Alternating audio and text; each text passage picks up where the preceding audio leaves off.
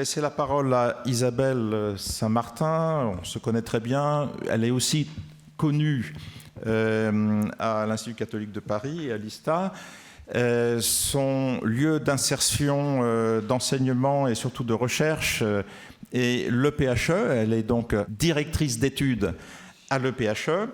Et elle a une chaire intitulée « Christianisme et images », ce qui est quand même exactement dans notre problématique, mais elle traite de l'image surtout en tant qu'historienne et historienne de l'art.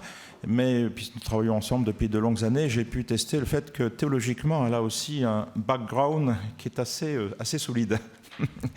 Et donc ça, on aimerait que beaucoup d'historiens chez nous aient autant de connaissances théologiques qu'en a Isabelle Saint-Martin. Je précise aussi que jusqu'à très récemment, elle était directrice de l'IESR, Institut européen de sciences des religions. C'est-à-dire que c'est elle qui s'occupe de la formation du fait religieux, de ceux qui enseignent le fait religieux dans l'enseignement public français. C'est une autre casquette, mais on a aussi l'occasion d'ailleurs ensemble de travailler sur cette deuxième thématique. Voilà, donc tout de suite, je te laisse la parole pour une perspective qui sera plus mise en perspective historique de la question de cette lettre de Jean-Paul II aux artistes, à travers le mouvement des rencontres, pas toujours faciles, entre l'art contemporain et l'Église au XXe siècle. Merci Jérôme pour cette présentation trop généreuse et je remercie surtout Denis Etier et Michel Brière de m'avoir invité à participer à ce beau colloque. La tâche qui m'est confiée est effectivement de mettre en perspective à la fois en amont et en aval cette lettre aux artistes de 1999 en la situant dans ses antécédents et dans les échos qu'elle a pu susciter encore jusqu'à aujourd'hui dans cette réception de cette relation pas toujours effectivement irénique et harmonieuse. Il serait vain de le masquer. Et je vais, dans un premier temps, qui va m'occuper une grande partie de cette intervention, essayer de situer sur un siècle les points de conflit, les points de rencontre et les types de réponses apportées. Et puis, dans un deuxième temps, peut-être plus conclusif, j'essaierai, à partir de ces grands textes, de tirer quelques fils, quelques points de réflexion qui certainement seront développés et approfondis dans les interventions du reste de ces journées. Alors, pourquoi remonter un siècle en arrière? Quel intérêt y a-t-il à vouloir avoir ce regard un petit peu dans le rétroviseur, mais qui peut être aussi un regard prophétique? On sait que pour prédire l'avenir, il est bon de bien connaître le passé, de le relire à la lumière des interrogations contemporaines. Et que se passe-t-il pour notre propos il y a environ un siècle? Eh bien, il n'est pas indifférent de noter qu'au lendemain ou autour de la fin de la Première Guerre mondiale, quelques éléments se mettent en place. Peut-être ne faut-il pas masquer ce point qui sera souvent invoqué pour les résolutions de conflits, la publication en 1917 du Code de droit canonique, mais également en 1919 pour la France, la création des ateliers d'art sacré, en 1920 la publication d'Art et scolastique de Jacques Maritain, en 1921 une de ses premières affaires, l'affaire Servas. Alors, je vais revenir sur ces points et je vais m'intéresser dans cette première grande partie à situer ces enjeux de rencontre autour de trois questionnements qui, je crois, sont en germe dès ces toutes premières affaires. Premièrement, qu'est-ce que c'est qu'un art sacré? Quelle est la relation entre l'art tout court, l'art en tant que tel, et l'art sacré? Deuxième point qui va très vite faire conflit, la gloire et la croix, la tension qu'exprime la crucifixion. Et enfin, troisième aspect majeur pour l'art contemporain, que l'accueil possible de l'abstraction dans un art né de l'incarnation. Alors, je le disais, en 1919, création des ateliers d'art sacré, je vous mets ici sur l'écran un projet d'affiche qui n'a pas été réalisé finalement, de cette grande intuition qu'ont eu Maurice Denis et Georges Desvallières au lendemain de la Première Guerre mondiale, de créer une formation spécifique pour les artistes appelés à intervenir dans l'Église. Et ce projet d'affiche est intéressant parce que, si ébauché et inabouti soit-il, on voit bien que la main de l'ange tient la main de l'artiste qui a sa palette dans l'autre. C'est une inspiration directe qui doit émaner, car dans l'esprit de ces ateliers, il y a 3 grands points à prendre en compte. D'une part, la volonté pour rénover les églises détruites par les désastres de la guerre et leur donner un nouvel aménagement artistique et liturgique.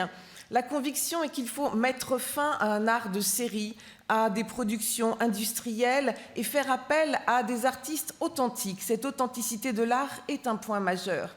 Et que ces artistes authentiques qui vont faire de vraies œuvres d'art, il est à espérer qu'ils soient nourris par une foi sincère. Dans la vision des ateliers, ce n'est pas une condition, mais presque. En tout cas, ceux qui sont partie dirigeante et les formateurs des ateliers sont tous croyants, et c'est en nourrissant leur art de cette foi qu'ils seront capables de la transmettre.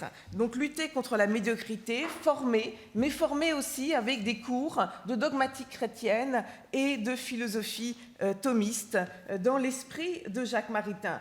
Car si je vous montre juste en contraste 2 œuvres de Maurice Denis et Georges Desvallières, c'est pour vous faire sentir tout le contraste stylistique qui apparaît déjà au premier regard entre ces 2 artistes, et également, et c'est aussi un des points importants de ces ateliers, toute la diversité stylistique qui y sera admise. On a d'un côté l'ancien nabbi, Maurice Denis, ici aux teintes plus automnales, pour évoquer dans ce Sacré-Cœur lumineux et plein de confiance, se détachant sur un arrière-plan de front, de barbelés, de croix, de cette mort qui a tellement envahi toutes les familles, et il n'est pas indifférent que la Vierge Marie ait presque l'air d'une de ses veuves et mères éplorées d'après la guerre, mais cette confiance domine sur ce cœur lumineux. En contraste, Georges Desvallières a fait ce que Léon Bloy a appelé un Sacré-Cœur à pleurer et à trembler. Il l'a jugé digne d'entrevoir le pélican rouge, un expressionnisme au pathos exacerbé qui n'hésite pas à renoncer, comme disait Desvallières lui-même, aux jolis Christ bien peignés qui ont toujours un air tout à fait soigné. Cette atmosphère dérangeante a pu troubler, mais cette diversité stylistique est une façon de mettre fin, en 19 et avec d'autres, à une quête qui n'avait cessé d'interroger tout le 19e siècle, la quête d'un idéal de l'art sacré, d'un art chrétien répondant à un style spécifique. Or là, il serait intéressant, mais ce n'est pas du tout le lieu de notre propos, on n'en aura pas le temps, de croiser les théories de Maurice Denis et les propos de Jacques Maritain dans Art et Scolastique. Il y a véritablement un tournant qui est posé. L'art chrétien n'admet pas, ne demande pas de style spécifique. Et cette citation bien célèbre de Maritain doit être rappelée. Si vous voulez faire une œuvre chrétienne, soyez chrétien et cherchez à faire œuvre belle, où passera votre cœur. Ne cherchez pas à faire chrétien. Et c'est ce faire chrétien qui est honni, y compris dans ses réalisations, qu'elles soient artistiques ou industrielles. Il serait vain de chercher une technique ou un style ou système de règles ou mode d'opérer qui seraient ceux de l'art chrétien. Et là, il y a un coup de patte qui est donné tant à l'école de Byron qu'aux Nazaréens et qu'à toute cette ambition d'avoir un style idéal. L'art qui germe et grandit dans une humanité chrétienne peut en admettre une infinité. Mais ces formes d'art auront toutes un air de famille. Et ce soyez chrétien est à prendre au sens fort. Il y a toujours cette exigence d'un art qui est ce reflet de la foi. Alors il est important de revenir aux propos de Jacques Maritain, d'abord parce que ce philosophe a véritablement marqué l'esprit de la philosophie chrétienne du XXe siècle, et aussi en raison de ses liens de proximité avec différents papes, son attention particulière à Pie XI, qui est pour lui le grand pape, parce qu'il a été celui qui a dit « nous sommes spirituellement des sémites », et vous savez que Jacques Maritain, époux de Raïssa Maritain, a également beaucoup œuvré pour le rapprochement entre juifs et chrétiens. Pie XII, qu'il a bien connu en étant lui-même ambassadeur au Vatican entre 1945 et 1948, et Paul VI, avec lequel il a entretenu une grande amitié. Donc cette pensée de Maritain irrigue toute cette réflexion. Et elle va être particulièrement mise à l'épreuve très tôt, au lendemain de l'apparition d'Ars Scholastique, avec les mésaventures survenues à l'un de ses amis, un artiste qu'il connaît et qu'il apprécie, Alfred Servas, qui se trouve en butte à une condamnation du Saint-Office pour un chemin de croix qu'il a fait dans un couvent près d'Anvers et qu'il avait republié en illustration d'un texte religieux. Et ce chemin de croix a été jugé beaucoup trop désespéré, trop éloigné de l'expression traditionnelle de la foi, insolite au sens où le critique le canon du Code de droit canonique qui prescrit que l'on puisse installer dans un édifice religieux des œuvres au caractère insolite. Alors pourtant, Maritain lui-même est sensible à cette œuvre et à ses réminiscences de Huysmans, qu'il apprécie tout particulièrement. Il reconnaît que la foi de Servas n'est pas en doute et que ce chemin de croix, je le cite, a fait naître en certaines âmes de profondes émotions religieuses, que dis-je, a occasionné des conversions. Mais après avoir consulté justement des juristes canonistes, il ajoute qu'il y a comme un oubli. Il ne faut pas négliger que dans la souffrance humaine la plus effroyable, c'est une personne divine qui a souffert. Et de ce fait, il reconnaît le bien fondé de l'interdiction. Et ça va l'amener à réfléchir plus profondément à ce qu'il y a à distinguer entre l'art et l'art sacré et l'art au service du culte. Il va développer cette réflexion en plusieurs temps. Il y aura d'ailleurs différentes éditions d'Ars Scholastique. Il faut toujours faire attention quand on cite l'une de ces éditions. Il va préciser sa pensée en écho à un discours de Pie XI en 1932 à l'inauguration de la Pinacothèque du Vatican, qui confrontait de plus en plus à ces déformations de l'expressionnisme, ces découvertes de l'abstraction, à des mots très durs sur cet art, ces prétendues œuvres d'art sacré qui ne semblent rappeler et représenter le sacré qu'en le défigurant. Je vous laisse lire la suite et je m'intéresse à la pensée de Maritain qui va tenter une forme de compromis, mais plutôt une forme de distinction tout à fait nécessaire, qui l'invite à distinguer l'art sacré. Ce qui constitue le caractère propre d'une art sacré, dit-il, c'est sa destination. Une œuvre d'art sacré est faite pour l'usage des fidèles, en fonction des convenances du culte liturgique. Et c'est cette cause finale, on reconnaît l'esprit de la philosophie thomiste, cette cause finale qui détermine sa nature propre et du même coup les caractères propres de sa beauté. Orthodoxie, conformité aux règles liturgiques, inspiration qui ne soit ni académique ni formaliste, ni archaïque ni sentimentale, et les mièvreries sont à nouveau refusées, mais essentiellement religieuse. Il faut que cet art soit lisible, c'est une théologie en figure. Cependant, et à côté de cet art sacré, il va avoir un ton beaucoup plus vif contre, dit-il, gens du monde et gens d'église, qui ont, je le cite, l'habitude déplorable de juger toute œuvre d'inspiration religieuse en la situant comme si elle devait décorer une église ou servir à un usage pieux. Cependant, beaucoup d'œuvres d'inspiration religieuse n'ont pas nécessairement cette destination. C'est précisément le cas de quelques-unes des plus belles œuvres modernes. On s'épargnerait bien des jugements téméraires et quelquefois des indignations superflues en s'abstenant de les considérer au point de vue d'un usage religieux auquel elles ne sont pas destinées. Voilà donc vraiment la claire distinction à poser et qu'il faudrait avoir à nouveau en mémoire lorsque, quelques années plus tard, éclatent de nouvelles querelles au Vatican autour de la crucifixion de Renato Guttuso et de celle de Giacomo Manzo. Alors, je cite à nouveau Maritain qui ne s'est pas exprimé là directement sur ses œuvres, mais qui peut tout à fait se retrouver dans ce propos. Il dit « L'art d'église, qui fait des objets devant lesquels on prie se doit d'être religieux ou théologal. Or, ce cas particulier est éminent. Il est bien vrai que Dieu ne demande pas d'art religieux ou d'art catholique. L'art qu'il veut pour lui, c'est l'art avec toutes ses dents. Alors, le problème, c'est que les dents en question ont quelquefois fait grincer.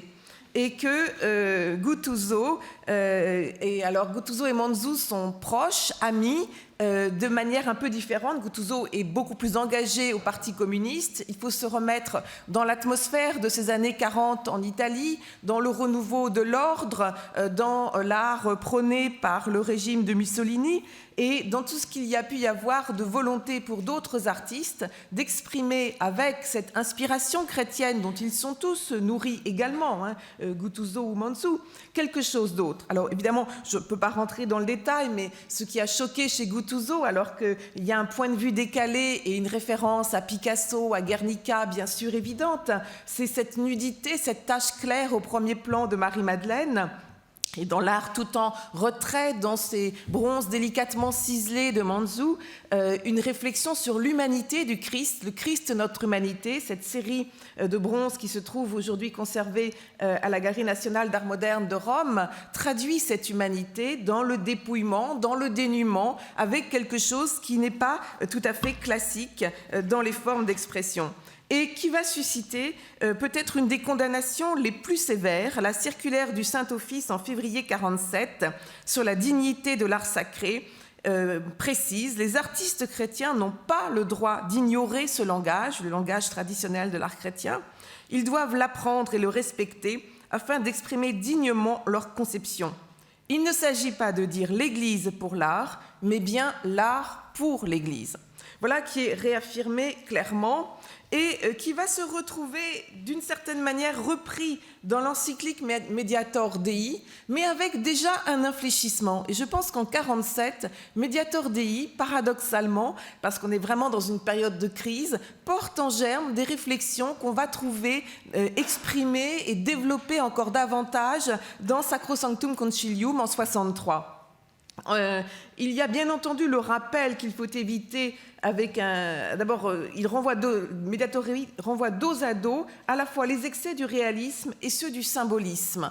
Et donc, il y a une sorte de voie moyenne qui est proposée en tenant compte des exigences de la communauté, mais il est quand même tout à fait notoire de souligner la volonté de laisser le champ libre à l'art de notre temps qui, alors, soucieux du respect du haut-temple et aux rites sacrés, se mettent à leur service, mais de telle sorte que lui aussi puisse unir sa voix à l'admirable cantique chanté dans les siècles passés. Donc l'art de notre temps est appelé à rejoindre toute cette art des siècles passés. Et il est aussi noté, et on aurait pu craindre le contraire en voyant toutes les polémiques précédentes autour de la croix et de cette tension entre la gloire et la croix, que contrairement à ce que voudraient ceux qui pensent chasser les Christ trop souffrants des églises, ce serait sortir de la voie droite, de faire représenter le divin Rédempteur sur la croix, de telle façon que n'apparaissent point les souffrances aiguës qu'il a endurées. Donc mettre fin à peut-être une forme de docétisme rampant qui risquerait de trop souvent s'offusquer à chaque fois qu'il y a expression de la souffrance dans la représentation de la croix. Donc il faut avoir tout ce contexte en tête pour arriver à l'exemple français bien connu des années 50 autour du renouveau de l'art sacré.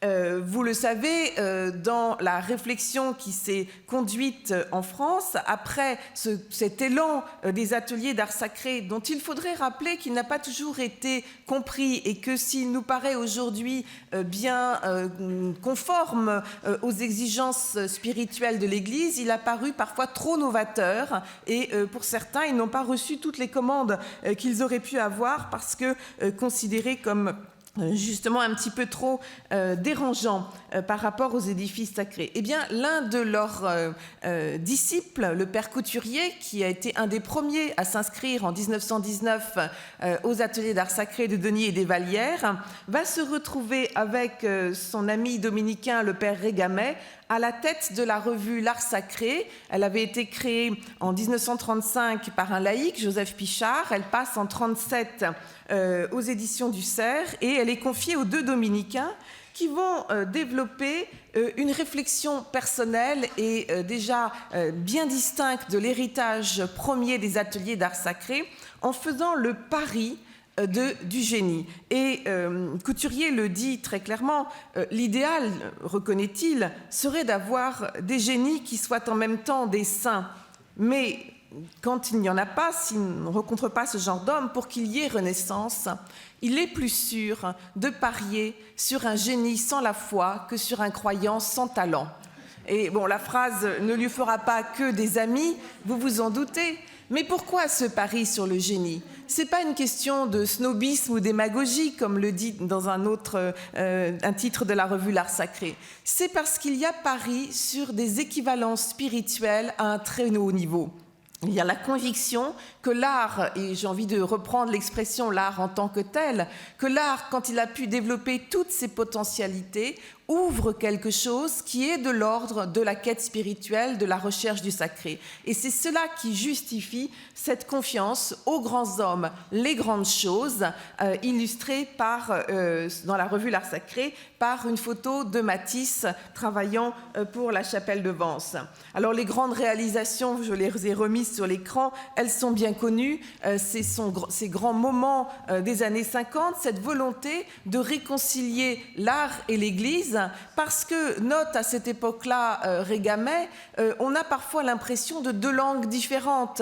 Quand on rencontre des gens d'église ou des gens des milieux d'art, ils ne se comprennent plus. Et pourquoi ne se comprennent-ils plus? Il y a plusieurs causes à cela. Il y a une forme de déchristianisation qui fait que les élites ne sont pas toujours dans ce bain culturel chrétien. Il y a également une ignorance du clergé et tous les 2 déplorent que les clercs ne soient pas suffisamment formés aux questions d'art. Il y a aussi le poids des relations des milieux académiques avec les milieux d'église.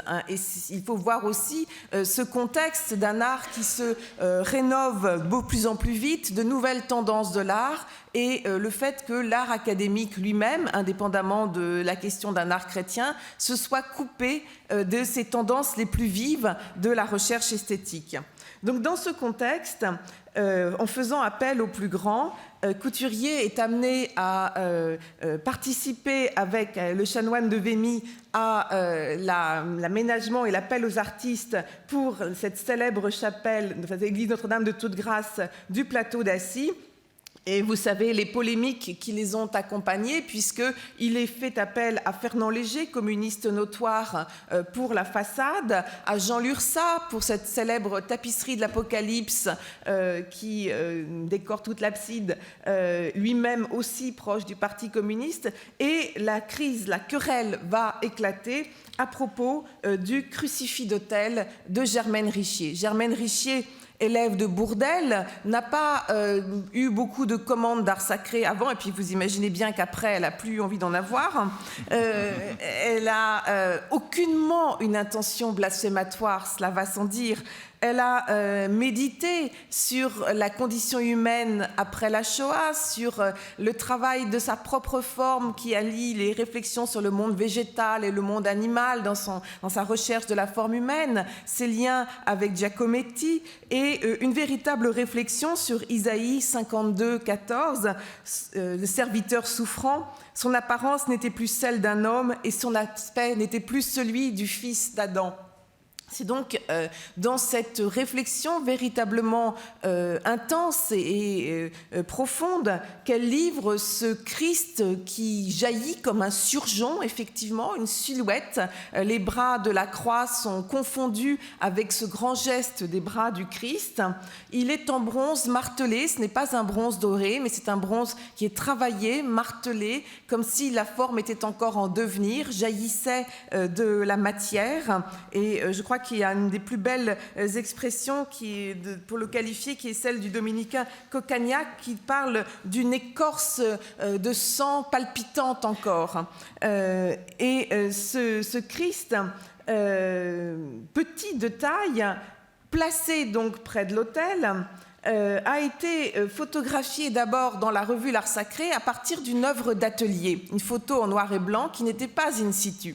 Et c'est important de le noter parce que toute la querelle va se développer à partir de cette photo en noir et blanc et avec des prises de position de personnes qui n'ont, la plupart du temps, jamais vu l'œuvre in situ. Alors mes photos ne sont pas très bonnes, hein, je suis désolée, mais vous voyez quand même que in situ, la lumière joue sur le bronze et fait surgir ce reflet doré et répond peut-être à l'accusation principale qui a été faite à ce Christ d'être trop oublieux de la gloire de la résurrection, de n'être plus que la désespérance d'un Christ laissé au vendredi saint et qui ne porterait plus l'espérance de Pâques. Or, la façon dont la photo a été reprise et mise en perspective dans un tract dit tract d'Angers, diffusé par un groupe traditionnaliste à l'issue d'une conférence à Angers du chanoine de Vémy, la met en relation avec une tête, un détail très sulpicianisé de ce qui est en réalité un Christ au pathos extatique espagnol, avec ce commentaire: on ne se moque pas de Dieu, et l'œuvre est qualifiée de blasphème, de tronçon pourri, j'en passe et des meilleurs. Il a été repoussé et Monseigneur Costantini le note: on n'y reconnaît plus l'admirable humanité du Christ qui consomme sur la croix un sacrifice sanglant. Il s'agit d'un pastiche difforme. Il faudra tout l'effort du père Régamet et du père Couturier pour redonner une lecture à cette œuvre. Et je cite Régamet pour comprendre, parce que lui reconnaît lui-même que cette photo aussi l'a choqué autant qu'un autre. Mais quand on prend le temps de la regarder, quand on perçoit celui de Germaine Richer comme un grand cri de victoire, on ne me prend pas ma vie, je la donne. On admire la double identification que l'artiste a réalisée du Christ avec sa croix d'infamie et avec son offrande souveraine. Donc cette relecture qui invite à saisir en situation est indispensable et c'est de cette manière que l'on peut échapper à cette critique de l'insolite qui va tellement frapper différentes autres œuvres de la chapelle. Et Régamet le relève. Que signifie le mot insolite ? Tout dépend du contexte. La chapelle de Matisse, je vous la montre également. La chapelle de Matisse, qu'on a tendance à considérer comme l'œuvre heureuse, l'œuvre harmonieuse, celle qui a réalisé l'attente parfaite de l'art moderne et de l'art religieux.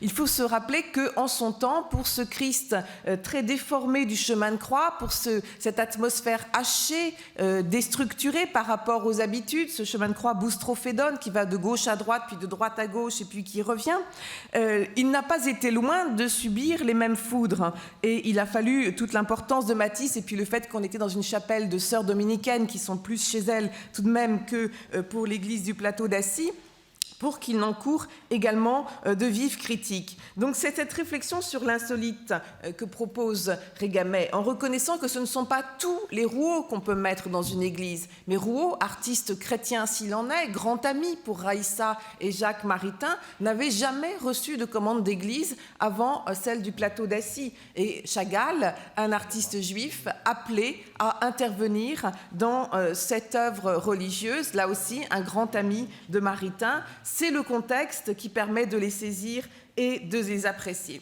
Alors, cette querelle sur laquelle je ne voudrais pas trop m'attarder est en partie réglée par une instruction du Saint-Office en 52. Déjà en 51, Monseigneur Cesbron, l'évêque, avait, par souci de conciliation, fait retirer le Christ de Richier et l'a fait mettre dans la sacristie. L'instruction du Saint-Office apaise les choses et chacun la relie à sa manière. Elle met fin, elle critique les déformations, mais elle critique aussi la mièvrerie, les sculptures de peu de valeur, les médiocrités que l'on ne devrait plus admettre dans une église. Donc les uns et les autres y trouvent leur contre, et c'est tout à fait intéressant de voir que ces textes pontificaux sont en général cités par les deux camps et relus de différentes manières. Mais ce qui m'intéresse, c'est qu'en avril 52, Pie XII, sans revenir directement et officiellement sur la querelle, va reprendre le débat avec un petit peu de hauteur en toujours condamnant les déformations et les excès de laideur, mais en rappelant que la fonction de tout art est de briser le cercle étroit et angoissant du fini, dans lequel l'homme est enfermé tant qu'il vit ici-bas, et d'ouvrir comme une fenêtre à son esprit, aspirant à l'infini. Voilà un propos d'ouverture comme on n'en avait pas encore vu dans les textes précédents, et qui dénote une véritable affinité intrinsèque avec l'art, puisque c'est le mot qu'il emploie quelques lignes plus haut. Il ajoute, dans ce long discours aux artistes, à juste titre, on appela Bible du peuple les chefs-d'œuvre artistiques, tels que les vitraux de Chartres et d'autres, qui non seulement traduisent en caractère de lecture facile et dans une langue universelle les vérités chrétiennes, mais en communiquent le sens intime et l'émotion, avec une efficacité, un lyrisme, une ardeur, que ne possède peut-être pas la plus fervente prédication. Et là, c'est extrêmement intéressant parce qu'il dépasse l'argument habituel de la Bible des pauvres comme équivalent dogmatique d'une image pour les simples, pour donner à entendre quelque chose qui va plus loin, quelque chose qui est plus efficace que la prédication. Alors, inutile de vous dire que ces deux citations vont être abondamment glosées, reprises, commentées par l'art sacré et par les artistes qui y voient une manière de sortir par le haut d'une crise qui a été extrêmement dure. En 1954, Couturier décède et le père Egamet sera écarté de la direction de la revue. Il continuera à écrire dedans, mais c'est une autre histoire.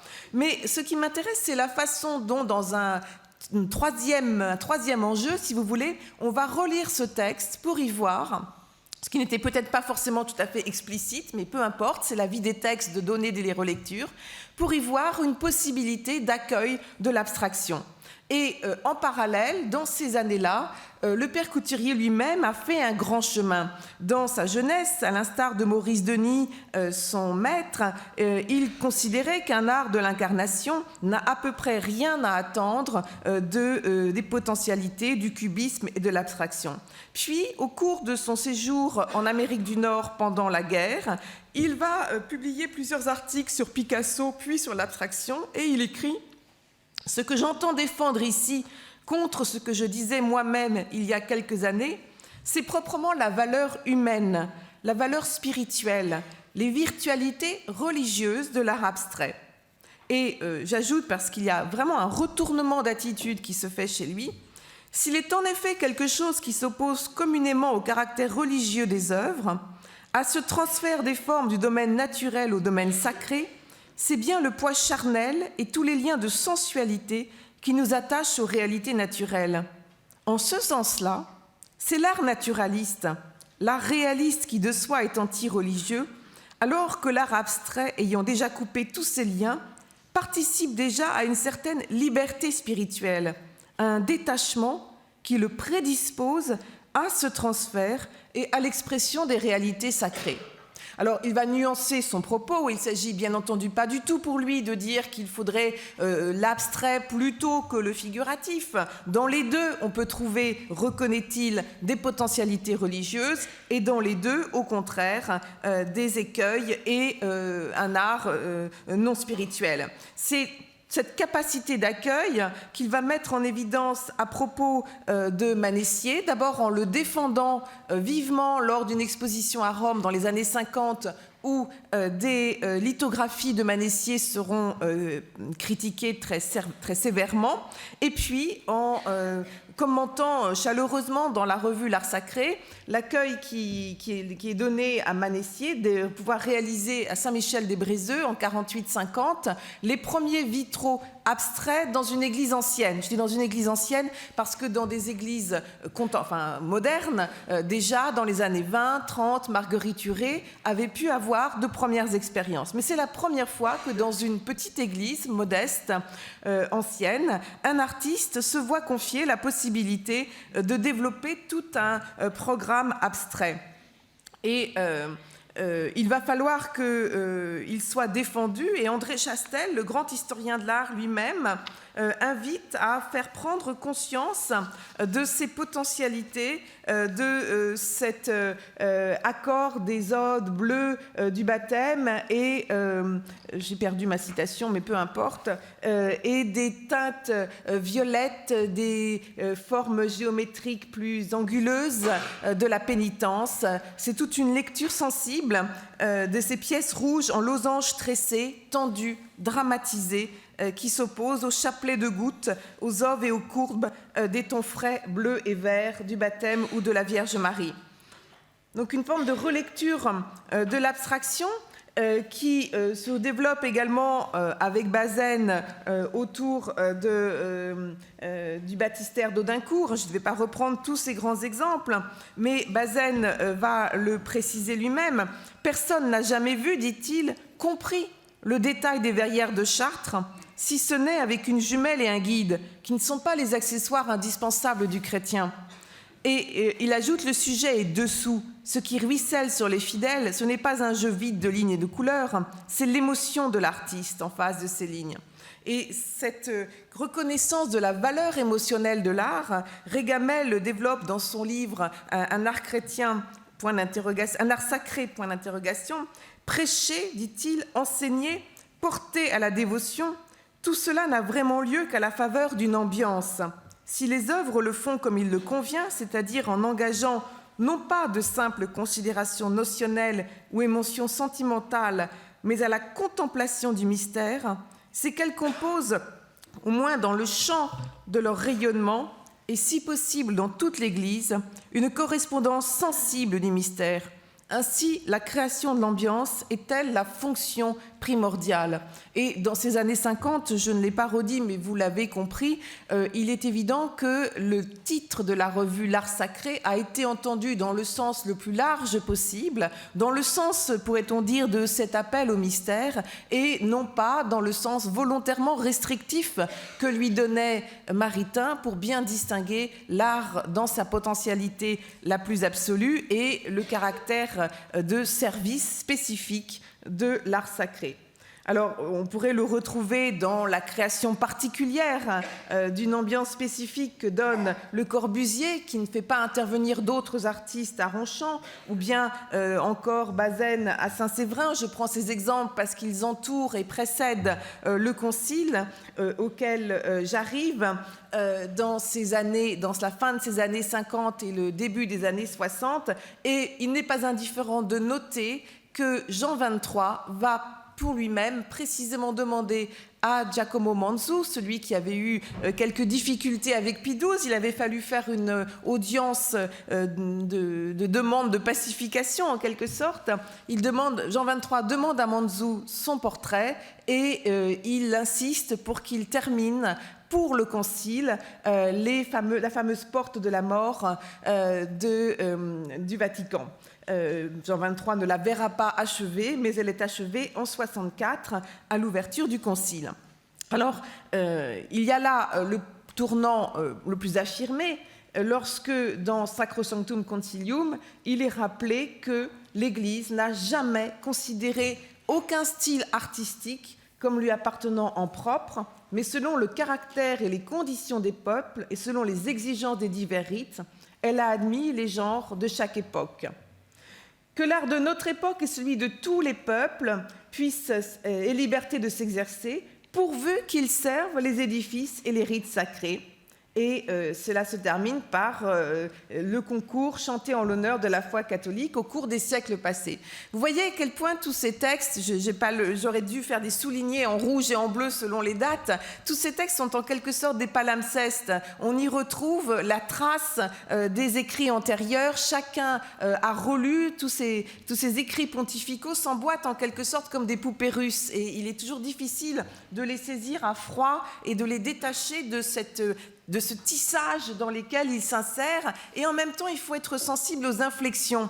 Avec les mêmes mots, chaque pontife fait évoluer et aménage un discours un peu différent. Donc là, on aurait bien des facilités pour mettre en écho ce texte Immediator Dei 47, mais avec une option plus confiante et véritablement une volonté de mettre fin, alors pas simplement d'ailleurs à la querelle expressionnisme-abstraction, mais aussi à d'autres querelles dont je n'ai pas le temps de parler, qui étaient l'art d'inculturation dans les pays dits de mission, et la capacité de créer un art chrétien autochtone avec les expressions indigènes. Donc cette confiance qui est accordée aux artistes, elle va culminer, on l'a dit déjà en ouverture de ce colloque, avec la déclaration d'amitié que fait Paul VI en 1964.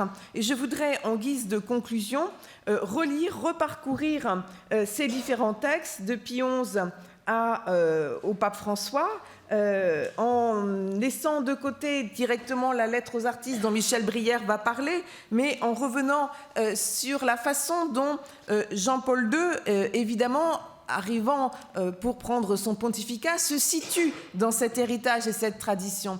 Et on pourrait bien sûr contextualiser la lettre de 1999 dans les écrits du Jubilé, le passage à 2000 ans de christianisme, et ce contexte plus général, mais il faut aussi la situer dans cette tradition des écrits de discours aux artistes. Et en 85, déjà, au début de son pontificat, Jean-Paul II, dans un discours au monde de la culture, écrit « L'art entraîne l'homme à prendre conscience de cette inquiétude qui se trouve au fond de son être et que ne pourront jamais satisfaire ni la science ni la technique. L'art ouvre non pas à l'inconscient, mais bien au contraire au plus conscient. Il ramène l'homme à lui-même et le fait devenir plus homme. Voilà pourquoi il est éducation, formation et école de la plus haute humanité. » Donc cette réflexion, elle est de longue haleine dans la pensée de Jean-Paul II. Je voudrais reprendre donc ces différents discours. Je rassure mon voisin, je vais m'acheminer. C'est tout à fait dans les temps. Hein. Voilà. Aucun problème. Reprendre ces différents discours. Je vous remets là quelques citations sur lesquelles je me suis appuyée pour dégager 3 points d'ouverture plus que de conclusion. Ils mériteraient d'être bien davantage travaillés autour de cette notion d'amitié, autour de la voie de la beauté et autour d'une tension, me semble-t-il, dans cette vision de l'artiste entre sacerdoce et prophétie. Alors, l'Église Amie des Arts, le 7 mai 64, donc, le pape Paul VI invitait à renouveler des liens d'amitié, renoués, car, reconnaissait-il, ce n'est pas que l'amitié ait jamais été rompue réellement, mais nos relations se sont un peu gâtées. Et dans le contexte de l'aggiornamento conciliaire, alors que la querelle de l'art sacré n'est pas si lointaine, il assiste. « Nous vous avons parfois imposé une chape de plomb, on peut bien le dire, pardonnez-le-nous. Nous irons jusqu'au bout de notre mea culpa, nous vous avons offensé. » Et c'est quasiment une déclaration de repentance, comme on le dirait aujourd'hui. Il précise aussi plus loin, « Nous vous avons imposé l'imitation comme canon principal, vous qui êtes des créateurs toujours vifs et fertiles de 1000 nouveautés. » Cependant, il n'omet pas de rappeler que les artistes aussi se sont un peu éloignés de l'Église, ont paru se livrer plus volontiers à des profanations. Il n'a pas un discours d'un irénisme total qui masquerait ces points de tension. Mais il réaffirme cette amitié que l'on trouverait déjà dans la Constitution sur la liturgie, paragraphe 122, la vénérable mère Église fut toujours amie des beaux-arts, et également dans Gaudium et Spes 65, qui souligne la grande importance de la littérature et des arts dans la vie de l'homme. Alors qu'en est-il de cette amitié ? Il est évident dans ces propos et l'importance de leur contexte qu'il ne s'agit pas d'un simple copinage. On pourrait entendre ce terme d'amitié dans le sens profond qu'évoque l'évangile de Jean 15,15. « Je vous appelle amis parce que tout ce que j'ai entendu auprès de mon Père, je vous l'ai fait connaître. » Et donc il y a cette exigence de l'amitié. Et peut-être faut-il aussi la comprendre au sens aristotélicien, comme une amitié des hommes semblables par la vertu, dans laquelle les deux amis regardent ensemble dans la direction du bien. C'est une amitié en vue de la vertu, ce n'est pas une amitié inconditionnelle. Et il n'y a pas besoin de chercher bien loin pour retrouver dans Sacrosanctum Concilium et dans les textes de Paul VI l'idée que si l'Église est amie des arts, il y a au sommet de tous ces arts l'art sacré. Et cet art sacré demande tout de même un effort de la part des artistes, ou tout au moins un espoir du pape, des artistes instruits, des artistes qui fassent l'effort de comprendre dans quoi ils s'inscrivent. Et également, Paul VI le souligne, et Sacrosanctum Concilium aussi, le souhait d'un clergé instruit en matière d'art. Les choses vont dans les deux sens, et pour qu'il y ait dialogue, il faut que chacun ait fait l'effort de se comprendre. Dans ces termes, donc, l'art sacré est au sommet des arts, et Benoît XVI, lorsqu'il était cardinal Ratzinger en 2001, a développé de manière quand même précise, on retrouve toujours cette tension, l'idée que l'arbitraire n'a pas sa place dans l'art sacré, je le cite. L'art sacré, sous quelque forme que ce soit, ne peut être le fait d'une subjectivité isolée. Il présuppose, au contraire, un sujet formé intérieurement par l'Église à la dimension communautaire universelle. C'est ainsi seulement que l'art pourra rendre visible la foi commune et parler au cœur du croyant. Et il distingue la liberté artistique en général et dans le domaine spécifique du sacré, une liberté qui s'exerce dans des contraintes particulières. Donc on retrouve bien cette tension et j'y reviendrai en conclusion. Et il faut aussi rappeler que parmi ces discours sur les arts qui ont émaillé le pontificat de Jean-Paul II avant la lettre aux artistes, il y a en 1987, en écho à Nicée II 787, une déclaration commune avec le patriarche de Constantinople qui rappelle l'importance de la dimension de l'icône et l'importance de la foi pour l'artiste qui fait une œuvre d'art à placer dans les lieux de culte. Donc cette amitié s'inscrit encore toujours dans cette réflexion sur ce qu'on pourrait appeler en quelque sorte une forme de ministère. La vocation de l'artiste est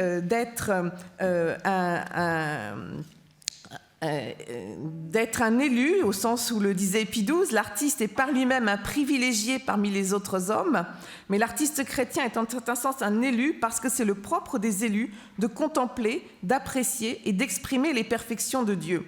Alors, cette très haute mission suppose de suivre une voie particulière, la voie de la beauté. Et là où ses prédécesseurs avaient souligné les déformations et les dépravations d'un pseudo-art moderne, Jean-Paul II va dépasser ce contexte en ouvrant à des interrogations sur ce que fait l'artiste, même en dehors des canons de la voie de la beauté, dont Michel Brière certainement nous parlera. Je le laisse de côté pour relever tout de même cette thématique évidemment classique de la convertibilité des transcendantaux, du beau, du bien et du bon, et la potentiel conflit avec la situation de l'art moderne. On sait les mots de Malraux, l'art moderne est sans doute né le jour où l'idée d'art et celle de beauté se sont trouvées disjointes, par Goya peut-être, disait-il.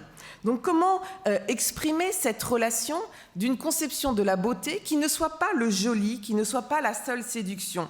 Et je crois que là, dans son discours aux artistes de 2009, Benoît XVI, qui rend hommage 10 ans après à la lettre de Jean-Paul II, a particulièrement développé ce point en prenant soin d'éviter des possibles malentendus pour distinguer une beauté séduisante mais hypocrite, je le cite, trop souvent illusoire et mensongère, superficielle et éblouissante jusqu'à l'étourdissement, qui, au lieu de faire sortir les hommes d'eux-mêmes et de les ouvrir à des horizons de véritable liberté en les attirant vers le haut, les emprisonne en eux-mêmes et les rend encore plus esclaves. Aussi reprend-il la référence à Platon pour expliciter une conception plus exigeante de la beauté.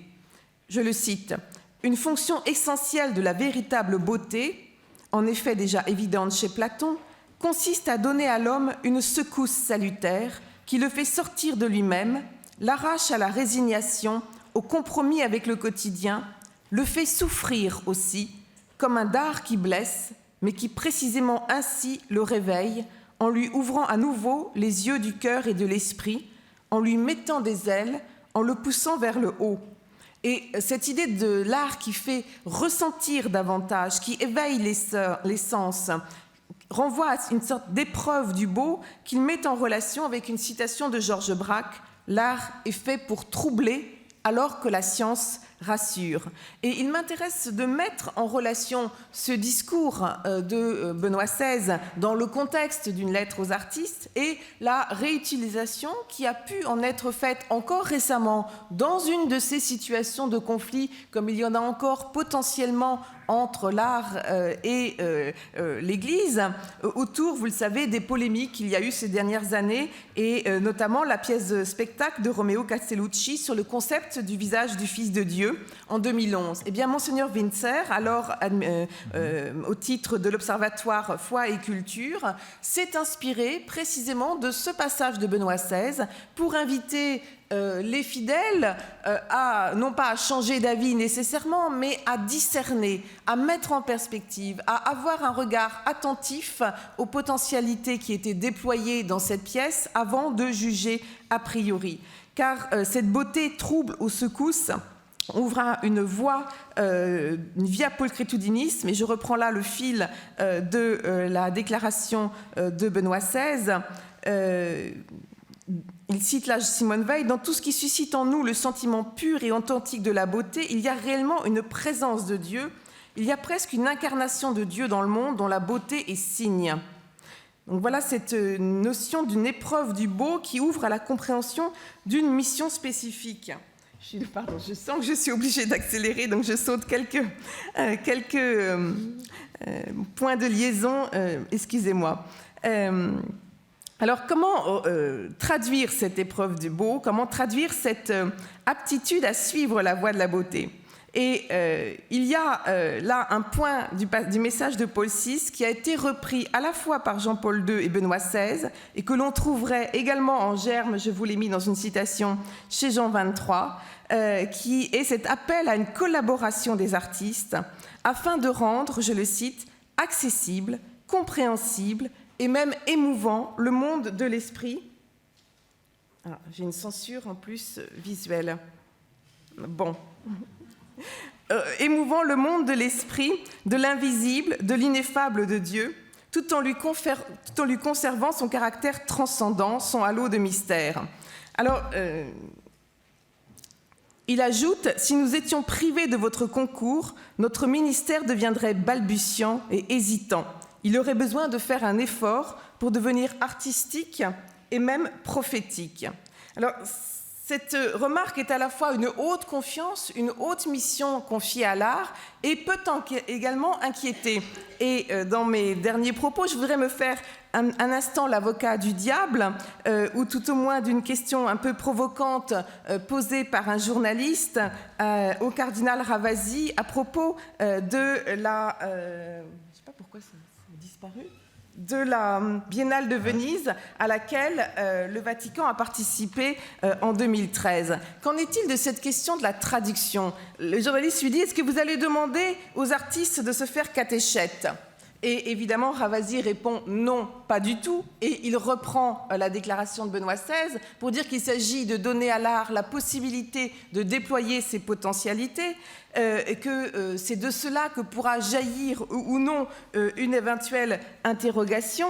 Et il s'inscrit tout à fait dans cette logique, alors j'avais la citation sur l'écran, mais peu importe, de donner à entendre la présence de Dieu dans l'art, mais pas à faire une leçon de catéchisme. Alors cette dimension prophétique à l'appel Paul VI, on pourrait, et là c'est vraiment mes derniers mots de conclusion, se demander dans quelle mesure elle a encore place dans le vocabulaire du pape François.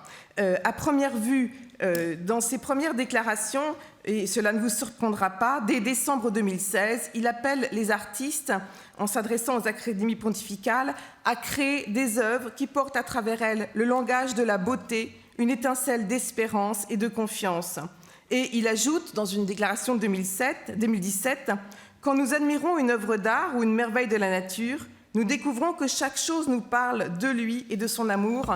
C'est en vertu de cela, selon le pape, que les arts expriment la beauté de la foi et proclament le message de la grandeur de la création. » Donc on est totalement dans cette continuité d'une affinité de l'art et du mystère, comme on l'a vu dans les déclarations précédentes. Le point d'inflexion est peut-être dans la dimension prophétique qu'entend lui donner le pape François, en faisant appel, dans l'esprit de Laudato Si', à une conception de l'art qui puisse proposer une autre manière de comprendre la qualité de vie, d'encourager un style de vie prophétique et contemplatif, capable d'aider à apprécier profondément les choses sans être obsédé par la consommation, servir la création et la préservation d'oasis de beauté dans nos villes trop souvent bétonnées et sans âme. Et donc cette dimension écologique, ou tout au moins cette autre manière de concevoir la vie qu'il exprime dans Laudato Si, cela explique l'appel récent, et vous avez certainement en tête ces images,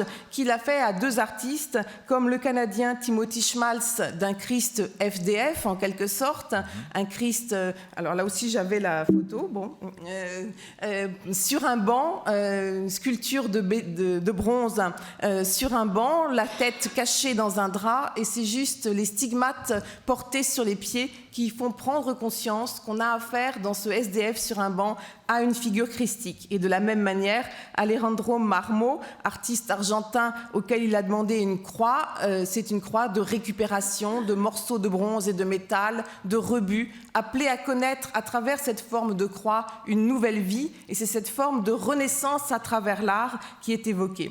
Alors pour terminer, j'avais voulu vous projeter le tableau de Hans Holbein, le Christ mort, parce que François, dans Lumen Fidei, qui n'a a priori pas du tout comme propos central l'art, y revenait, et il me semble que cela exprime bien cette tension inhérente qu'il y a dans l'art, puisque vous savez que ce même Christ mort, le prince Mychkine, dans l'Idiot, y voit une œuvre susceptible de faire perdre la foi.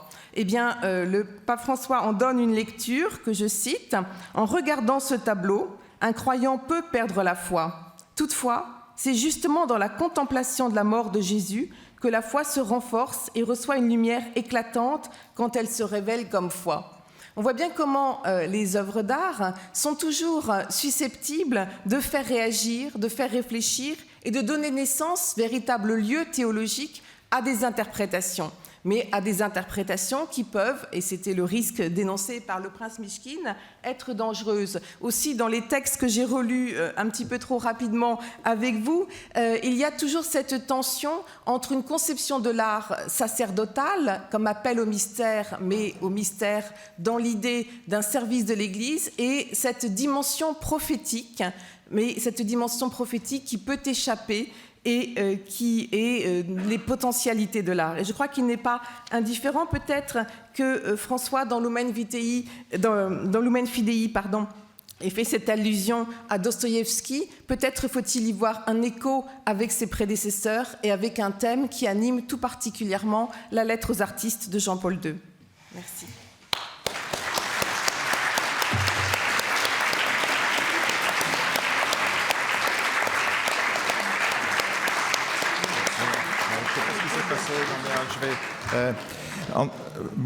Merci vraiment à Isabelle Saint-Martin pour ce parcours marathonien.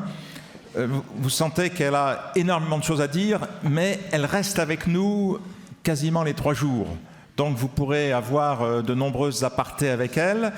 Je ne l'ai pas dit en introduction, mais elle a écrit aussi un livre qui est une référence en la matière qui s'appelle « Art chrétien, art sacré », qui est le résultat de sa thèse d'habilitation avec, je crois, plus de 1000 notes.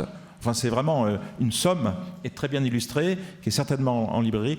Voilà, donc je laisse la parole maintenant immédiatement parce qu'on voudrait essayer d'avoir encore quelques minutes avant la pause de midi pour vos questions à nos intervenants. Une perspective qui est tout à fait complémentaire de celle d'Isabelle Saint-Martin, c'est-à-dire que là, Michel Brière va se concentrer sur la lettre elle-même. Il a déjà été présenté tout à l'heure, mais on a oublié puisqu'on a dit qu'il était aumônier des Beaux-Arts, au service du monde de l'art, hein, parce que l'art, c'est aussi les acteurs de l'art, les galéristes, etc. Mais il est aussi enseignant à l'ISTA. Voilà, c'est donc un des membres de notre équipe enseignante. Et il est, lui, alors vraiment en contact quotidien avec les artistes, avec les créations. Donc on est très curieux de savoir comment, avec cet arrière-fond d'une pratique artistique sans médiation, assez directe, comment il relie cette lettre d'il y a 20 ans. Merci Jérôme. Voilà, je suis assez ému de reprendre la parole après Isabelle Saint-Martin qui nous a dressé un panorama impressionnant et extrêmement... on apprend beaucoup de choses. Moi, je vais vous proposer une lecture de la lettre aux artistes. Une lecture, c'est forcément la mienne, mais je suis heureux de la présenter, j'ai envie de dire, une nouvelle fois. Ça m'a donné l'occasion, et je remercie qu'on m'ait demandé de le faire, de la relire, de la re-relire, de la re-relire. J'ai souvent eu à la présenter à des artistes, j'ai souvent eu à la citer dans les cours à l'ISTA, et je l'ai même proposé à une époque, ça fait un petit moment maintenant, à lire à certains artistes. Avant de commencer, je voudrais juste aussi donner une petite convention de vocabulaire, je ne sais pas si ça est nécessaire, pour faciliter notre compréhension. On parlera ici des chapitres de la lettre aux artistes, même si le terme désigne habituellement des entités plus fournies. Donc la lettre aux artistes est composée de 16 courts chapitres comportant au minimum 2 paragraphes plus ou moins longs. On notera que le dernier chapitre en comporte 8. Mon exposé va essayer de s'organiser de 3 manières, autour de 3 temps. On va dire, j'aurais souligné une lettre, en insistant sur la forme de lettre, d'une importance capitale. Dans un deuxième temps, je voudrais parler de la place qui tient l'expérience. Et enfin, montrer comment elle nous aide à passer de l'expérience au mystère. Donc, une lettre d'une importance capitale. Lorsqu'on la consulte sur le site du Vatican, dans les pages consacrées à Jean-Paul II, c'est normalement la reproduction que vous avez sous les yeux. On remarque que sur toute la décennie, avec la lettre aux personnes âgées et la lettre aux artistes est la seule lettre accessible en 9 langues, si je ne me trompe. Cette simple remarque m'a invité à vérifier un peu plus loin si on peut repérer d'autres indices de son importance. Or, elle apparaît comme une œuvre située gravement, solennellement, dans le temps et dans l'espace. Dans le temps. Le pape Jean-Paul II a décidé de dater sa lettre aux artistes du jour de Pâques. Le 4 avril 1999, on se doute bien qu'il ne l'a pas écrite le jour de Pâques, il devait avoir autre chose à faire, mais c'est un choix de mettre cette date, et il y a donc, je suis le 3e à le souligner, 20 ans aujourd'hui, jour pour jour.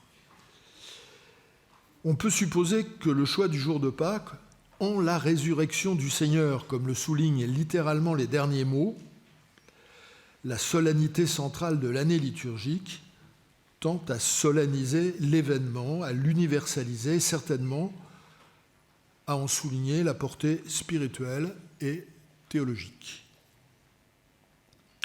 De plus, cette lettre est située dans le dernier chapitre, au seuil du 3e millénaire.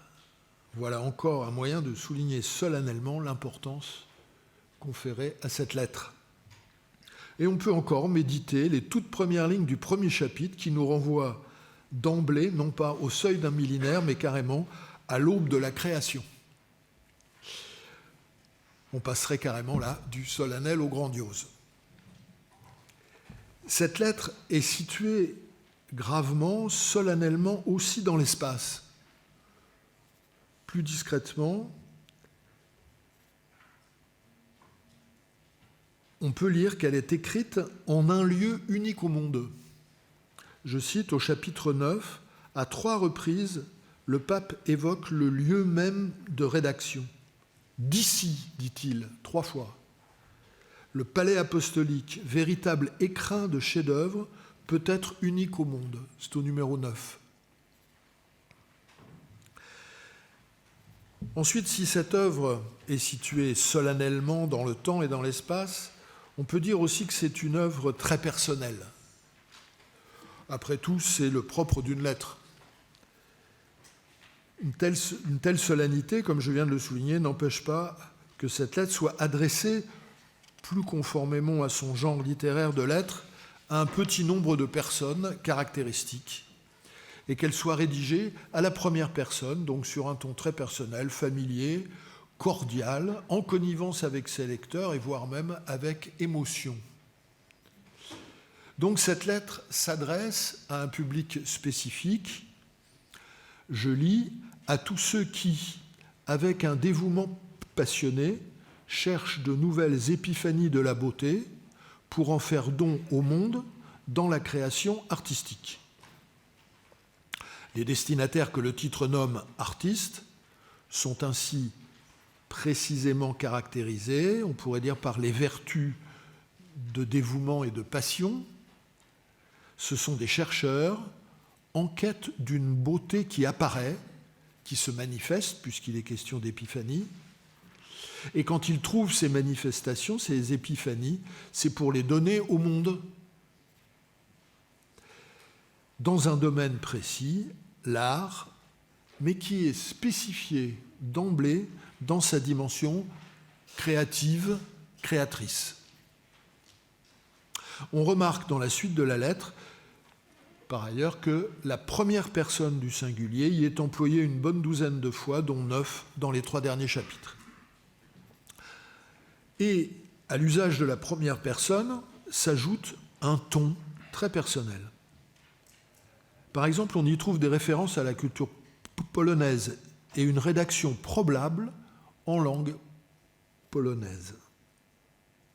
Je dis probable. Sur les 72 lettres que Jean-Paul II adresse au cours de l'année 1999, seules 3 sont accessibles en polonais. 3 lettres, d'ailleurs, fondées sur une expérience commune. La lettre annuelle aux prêtres du Jeudi Saint, la lettre aux artistes du jour de Pâques et une lettre aux personnes âgées du 1er octobre.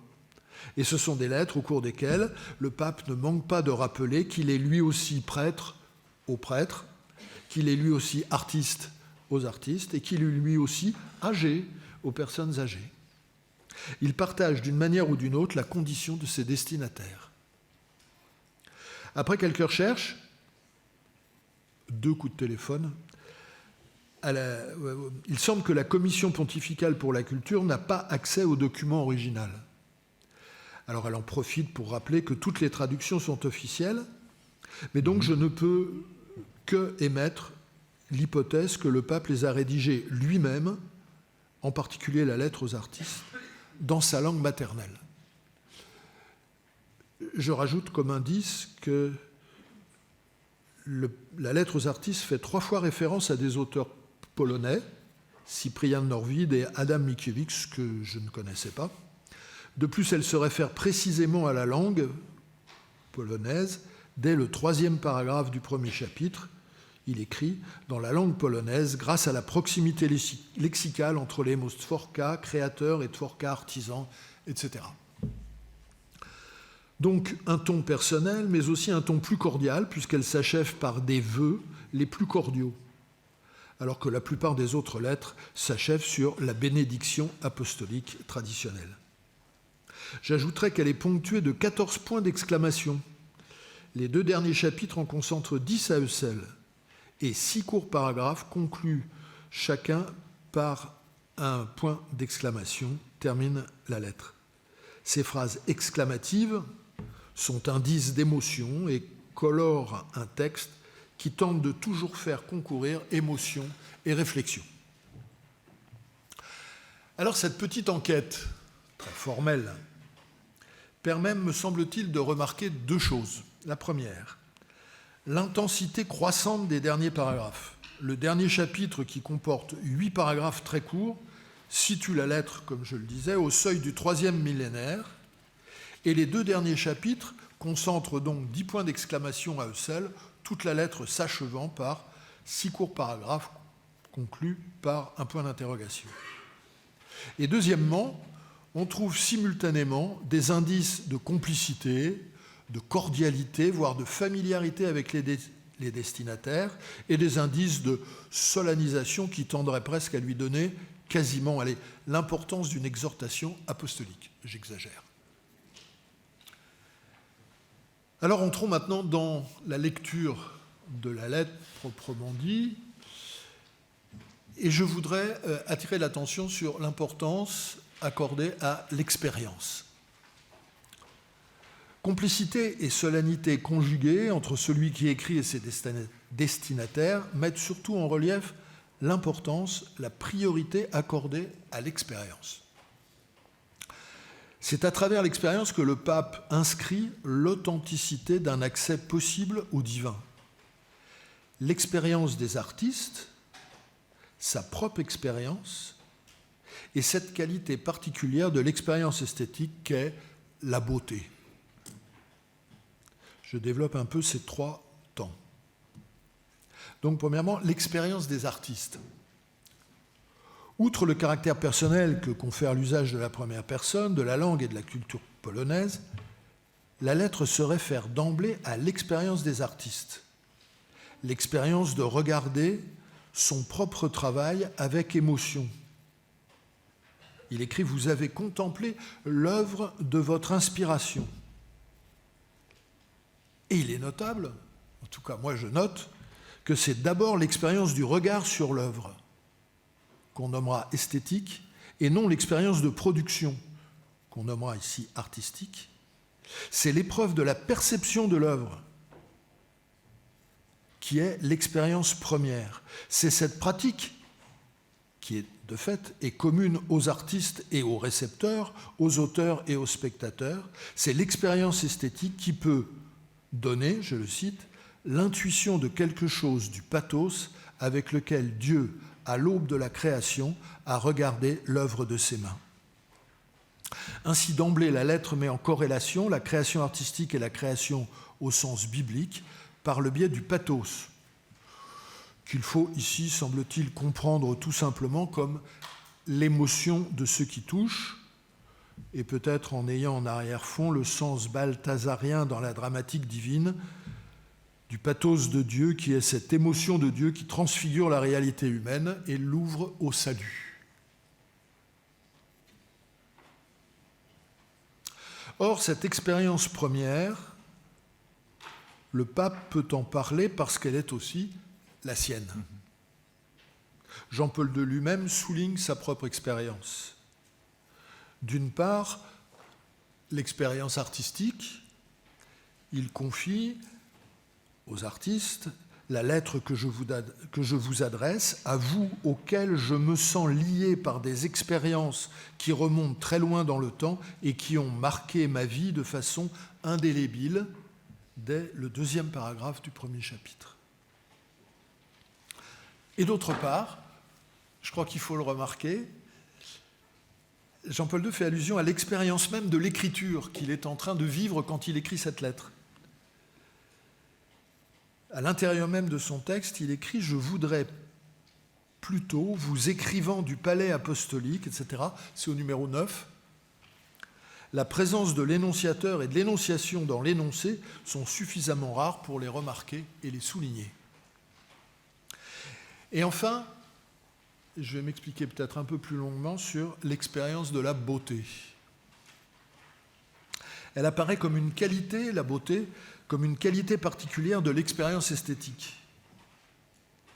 Elle est partagée par ceux qui en cherchent l'épiphanie et ceux qui en reçoivent la manifestation. Elle est partagée par les artistes et les bénéficiaires de l'art. Lorsque la lettre évoque la beauté, elle désigne encore une expérience, certes, de qualité rare, mais bien une expérience sensible. Le vocable sert alors à thématiser l'expérience esthétique dans l'histoire de la pensée. Il écrit au numéro 3 « Le thème de la beauté est particulièrement approprié pour un discours sur l'art ». Et on remarque que sur les 40 usages du substantif beauté, seuls quelques-uns parlent de la beauté comme un transcendantal, comme une catégorie abstraite, et c'est alors pour la rapprocher du bien. Et on remarque encore qu'une bonne dizaine de ces emplois, du terme beauté, sont extraits de citations. Alors, on voit que Cyprian Norvide, Dante, Saint-Augustin, Dostoïevski, la Constitution Sacrosanctum Concilium. à part la surprenante interpellation des artistes au tout début comme géniaux constructeurs de beauté, les autres mentions de la beauté évoquent plus ou moins clairement l'émotion que suscite l'expérience artistique.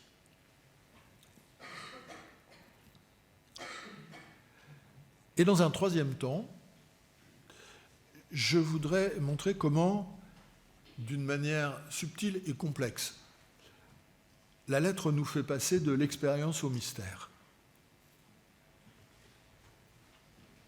Cette expérience, dont je viens de parler abondamment, est nourrie, quand elle est nourrie par celle de l'Écriture sainte, dans l'histoire de la culture, constitue un vaste chapitre de foi et de beauté pour les croyants qui en ont bénéficié pour leur expérience de prière et de vie.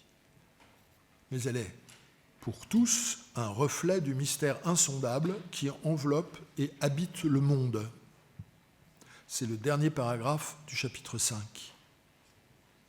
Ces nombreuses références à la qualité de l'expérience signalent non seulement un enracinement dans la vie personnelle, mais aussi une pratique nécessaire à la moindre tentative de considération sur l'art. Cette expérience, ces pratiques à la fois esthétiques et artistiques, indiquent un autre, une altérité au cœur même de leur matérialité. Elles donnent non seulement aux artistes le privilège d'avoir l'intuition de quelque chose du pathos avec lequel Dieu a regardé l'œuvre de ses mains, au premier paragraphe, mais elles préparent à faire une certaine expérience de l'absolu, et ça c'est au numéro 15, tout à fait vers la fin de la lettre. En réalité, ce sont les chapitres 5 et 6 qui vont jouer un rôle important de transition, de charnière, évidemment centré sur la personne du Christ. Ils inscrivent à même la qualité de l'expérience sensible un passage du mystère du monde au mystère insondable de Dieu. Je cite, « Parce que chaque intuition artistique authentique va au-delà de ce que perçoivent les sens et, en pénétrant la réalité, elle s'efforce d'en interpréter le mystère caché, à la fois au plus profond de la réalité et du plus profond de l'âme naît le sentiment du mystère. » Or, et c'est important de le noter, l'expérience, non plus celle du regard, mais des mains, apparaît aux artistes comme une expérience que je qualifie personnellement d'humiliante, de distance entre la fugacité d'une splendeur entreaperçue et l'œuvre des mains. Le travail de l'artiste, il le sait, ne sera qu'une lueur où la réalité profonde des choses se tient toujours au-delà des capacités de pénétration humaine. Si toute forme authentique d'art est, à sa manière, une voie d'accès à la réalité la plus profonde de l'homme et du monde, seule la rencontre du Christ, le Verbe incarné, en fera une voie d'accès à Dieu dans les profondeurs de son mystère insondable. Ces paragraphes 5 et 6 sont clés dans l'évolution de la lettre. Le chrétien ne s'en étonne pas, puisqu'il est initié par la pratique de l'Écriture sainte, qui est devenue pour lui parole de Dieu. Et historiquement, les réalisations artistiques inspirées par l'Écriture demeurent un reflet du mystère insondable qui enveloppe et habite le monde. Et les chapitres suivants, 7, 8 et 9, vont célébrer ce reflet de l'Antiquité jusqu'à la modernité, avec son sommet dans la Renaissance et avec les figures, bien sûr, de Michel-Ange et de Raphaël. Ce sont les paragraphes, les chapitres 7, 8 et 9. Quand on en est là, on pourrait dire tout est pour le mieux dans le meilleur des mondes. Mais voilà, arrive le chapitre 10. Oui, je sais, mes étudiants de l'ISTAD doivent commencer à le connaître par cœur. Le chapitre 10, par la rupture vécue au XXe siècle entre le monde de l'art et celui de la foi, va ouvrir à la nécessité d'une initiation plus discrète, plus profonde, par l'Esprit Saint lui-même. Au cœur de cet appel au mystère qu'est l'art en tant que tel, c'est l'Esprit Saint qui est l'auteur,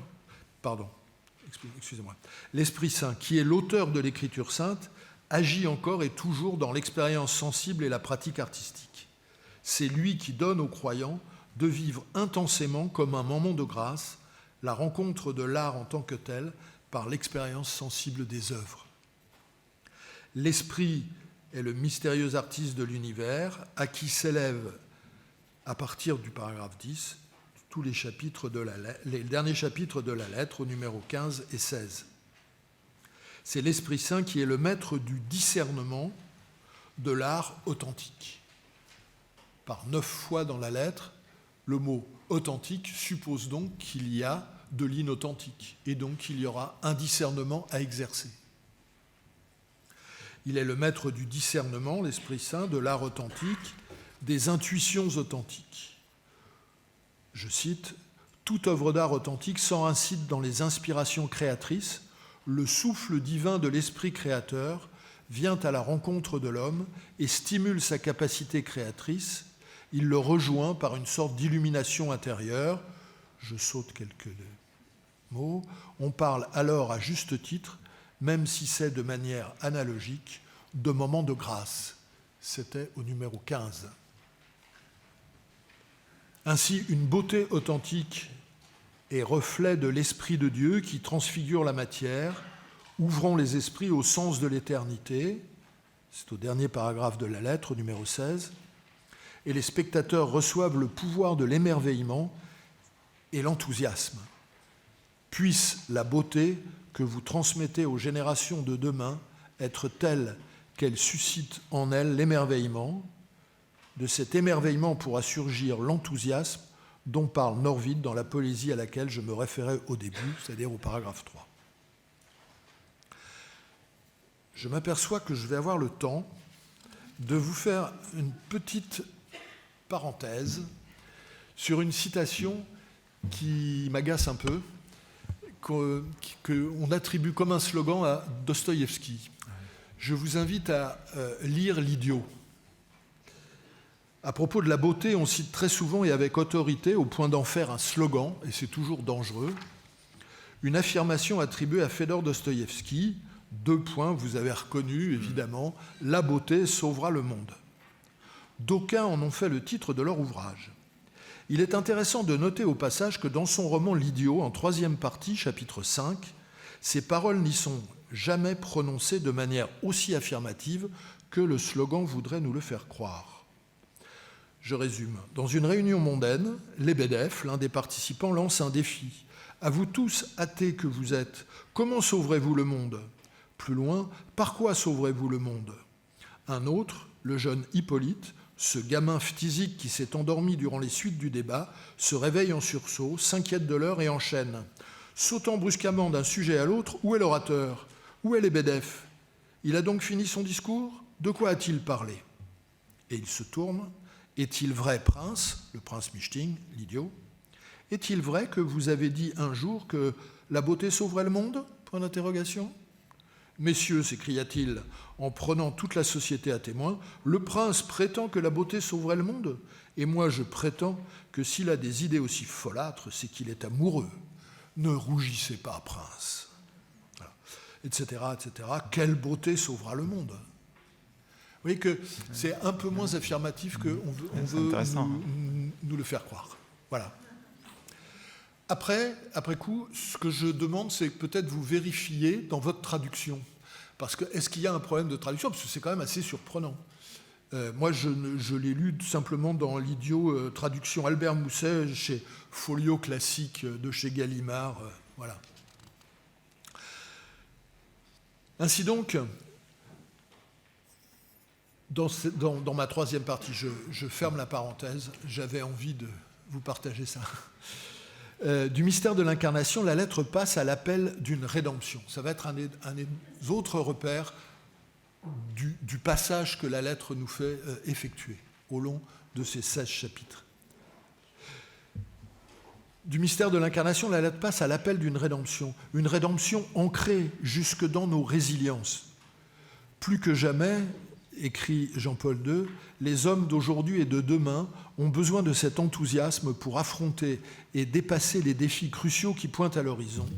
Grâce à lui, l'humanité, après chaque défaillance, pourra encore se relever et reprendre son chemin. C'est au paragraphe 16, on est dans les dernières lignes de la lettre. Ainsi, du créateur à l'artiste, l'expérience croyante donne d'éprouver l'indissociable étreinte de la verticalité mystique et théologique qu'éprouve le dialogue avec l'art et de l'horizontalité éthique et pastorale qu'appelle une nouvelle alliance avec les artistes en Christ. L'expérience est le matériau dans lequel la beauté, le mystère et l'esprit construisent un passage, un pont singulier que l'Église ne peut contourner. Simultanément, dans un même mouvement, l'art renvoie à l'éthique, la vocation artistique est étincelle divine pour l'humanité, pour le bien commun, au service du prochain et de toute l'humanité, elle est pour le monde. L'art renvoie au renouveau d'une alliance avec les artistes. Mais d'un autre côté, et simultanément, l'art initie à l'expérience de l'absolu. L'art s'expérimente et expérimente que la connaissance de foi suppose une rencontre personnelle avec Dieu qui remplira de l'Esprit Saint. L'expérience sensible, propre à la création artistique, ouvre au dialogue avec l'art, à l'expérience trinitaire de la rencontre personnelle. Dès qu'il est question de dialogue, de rencontre, d'alliance, ces mots supposent un échange fait d'écoute et de parole. Déjà, dans cette lettre et dans ce qui nous a été présenté par Isabelle Saint-Martin, nous voyons que tout au long de l'histoire, il y a eu déjà cet accueil d'une parole venue d'ailleurs. Mais en particulier, là, elle s'enrichit d'un dialogue avec même, éventuellement, de non-croyants, de non-baptisés. C'est une disposition qu'on avait déjà lue thématisée dans sa conclusion du discours au Conseil pontifical de la culture du 14 mars 1997. J'aime bien revenir à cette citation. Je cite, « J'ai institué le Conseil pontifical de la culture afin d'aider l'Église à vivre l'échange salvifique où l'inculturation de l'Évangile va de pair avec l'évangélisation des cultures. » On entend bien, c'est un échange qui sauve. C'est l'échange qui est salvifique. C'est un échange qui sauve, un dialogue certainement dur à vivre, exigeant et patient, et qui est présenté sous forme d'un chemin qui est source d'enrichissement spirituel et réciproque, comme le souligne le chapitre 13 de cette lettre aux artistes.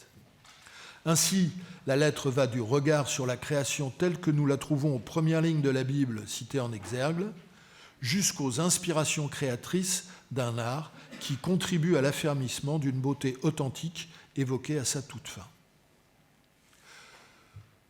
Je termine. Les premiers indices donc nous amenaient à considérer cette lettre aux artistes comme à la fois personnelle et universelle, solennelle et pourtant chargée d'émotions. Finalement, comme une œuvre d'art. On retrouvera tout au long de la lettre aux artistes des mises en tension plus paradoxales que dialectiques, de deux tendances, par exemple, comme j'ai souligné, complicité et solennité, personnalisation, universalisation, mais aussi des affirmations et des intuitions radicales, mais aussi des atténuations et des modérations. On pourrait reprendre tout le chapitre 10 qui est fait ainsi de paroles extrêmement radicales, mais en quelque sorte modérées. Et puis on trouvera aussi des tensions entre l'art à thème religieux, inspiré par l'Écriture sainte, et l'art en tant que tel. Aussi, j'ai essayé de le mettre en relief, la tension entre un dialogue avec l'art, la rencontre émotionnelle des œuvres, corps à corps, et l'alliance avec les artistes. Ainsi, l'invitation à une pratique théologienne de l'expérience enracinée dans sa dimension théologale. la lettre nous offre quelques ouvertures théologiques dont je retiendrai pour conclure, et c'est les thèmes que vous allez retrouver en atelier demain. Analogie des relations de l'artiste à son œuvre avec celle du créateur à sa création. L'art est par nature une sorte d'appel au mystère, avec un passage important du mystère avec une minuscule au mystère avec une majuscule qui désigne toujours Jésus, le Christ. L'Esprit Saint à l'œuvre, encore et toujours dans la création et l'expérience artistique et esthétique. Et enfin, le discernement que suppose l'usage du qualificatif authentique. Jean-Paul II le fonde sur les inspirations créatrices, sur l'Esprit Saint qui est le mystérieux artiste de l'univers. Ainsi, toute inspiration authentique renferme en elle-même quelques frémissements de ce souffle dont l'Esprit créateur remplissait dès les origines l'œuvre de la création.